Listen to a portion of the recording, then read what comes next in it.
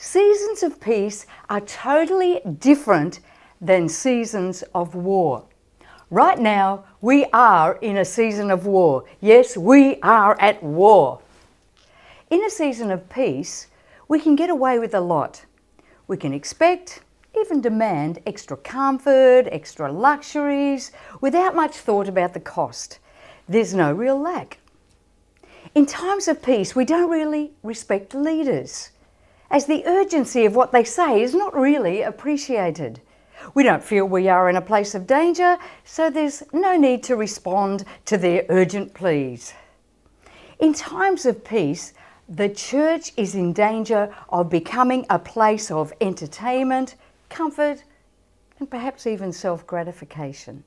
But we are in a time of war. This is a time for action. We must advance.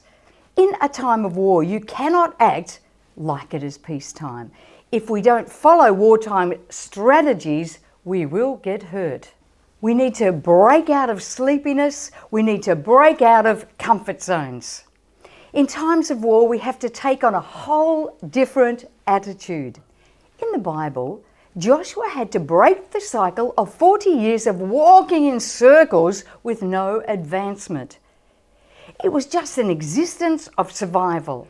The Israelites had to advance out of the wilderness and enter into the battleground. This takes putting on a whole new attitude, a whole new mentality. The attitude in the Promised Land is that we need to be a conqueror. We need to conquer. This is now a time to fight.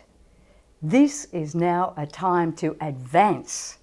The biggest danger in this is that if we do not define our enemy at this time, we will use the determination to fight on the wrong people. If we don't know who we are fighting, we will fight each other. We will put our energies into wrong places. When we know we are in a fight and we feel all the internal conflict and turmoil, sometimes we are left with a sense of wanting to hit out to protect ourselves because we know we are under attack, but our energies are misplaced.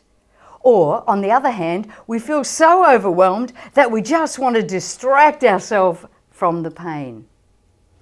In an army, there are strategic leaders, battle plans, and are working together to fight the same enemy.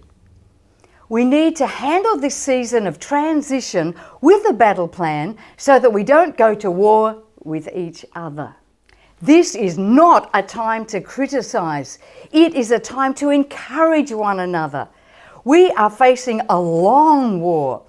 It is not going to be over quickly. We are going to be together in the trenches for some time. When we are encouraged, we can stand up and fight.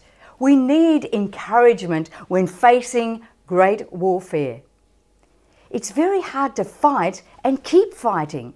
We need every bit of strength to fight the real enemy. If we fight with despair, we lose. We need to encourage one another. This is not a time to fight each other.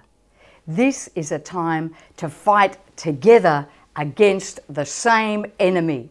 A time to encourage one another so that we can stand strong against our enemy. Encouragement infuses our physical frame with strength.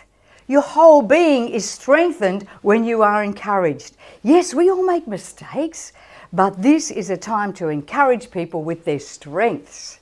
It is time to think like an army. It's time to advance. It is not a time to take independent actions.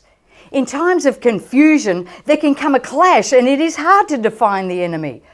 Be careful not just to swing the sword around to protect yourself and hurt others that get in your way, because we can hurt others in that process. We need to band together to fight the right enemy.